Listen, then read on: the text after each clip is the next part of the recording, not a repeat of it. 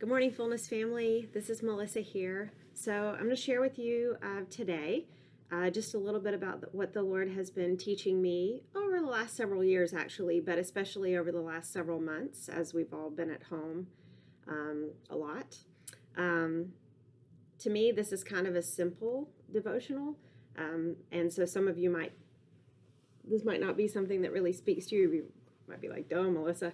But over the last years, I've also learned that it's kind of ridiculous to assume that what I'm going through, other people aren't walking through as well. And so I hope that this encourages somebody in their walk with the Lord as well. So a couple of weeks ago, we sang a new worship song, and the words of the main part of the song went something like, "God is good in the morning, and he's good in the evening."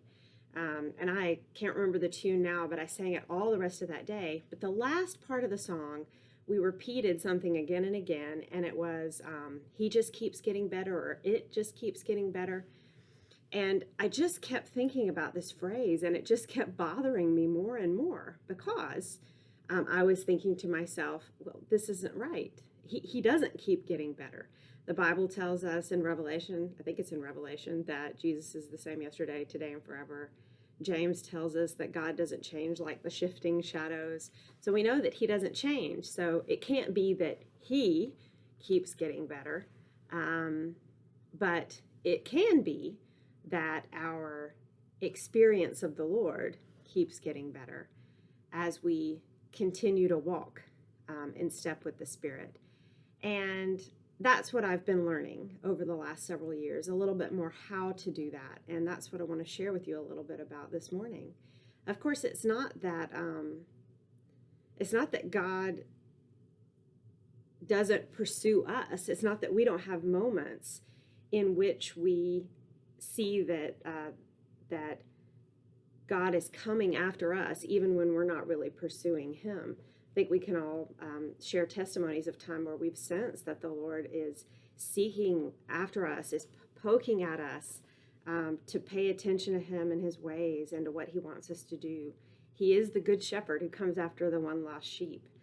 So we know that the Bible teaches us that he pursues us, but that's only one side of the equation. The Bible also makes it clear that God desires relationship out of us.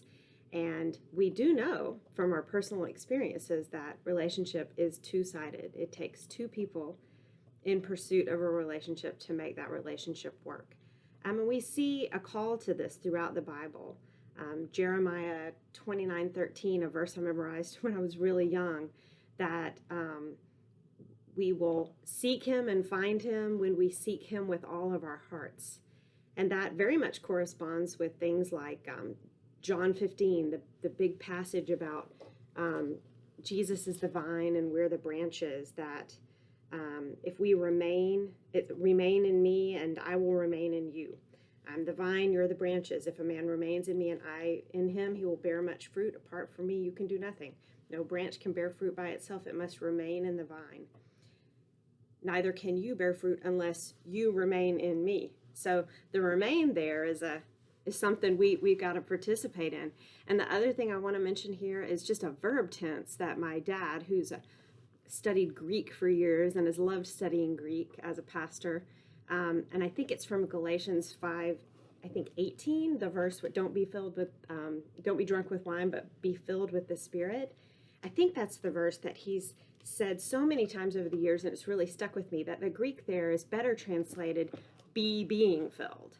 So don't just be filled once, but it's a constant process of being filled, be in the state of being filled. So how do we do this? What does it look like? Come back on Monday, and I'll give you part 2 in this series, and we'll talk about how we can do that. Have a great weekend.